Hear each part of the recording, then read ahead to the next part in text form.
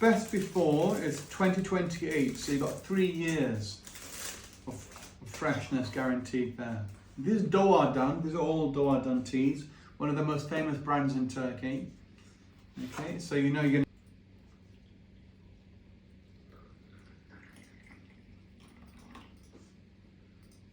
look at that colour.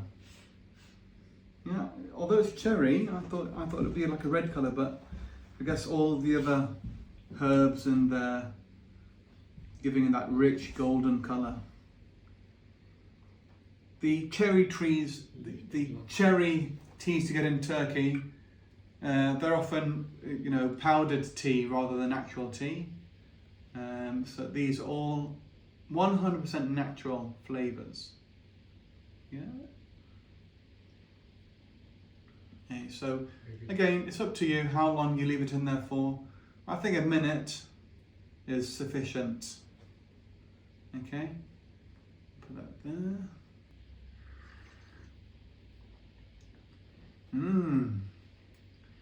I normally got a sweet tooth. I normally do have sugar with my tea, but this is sweet enough on its own, which I guess is why it kind of helps you to lose weight. You don't need any extra sugar.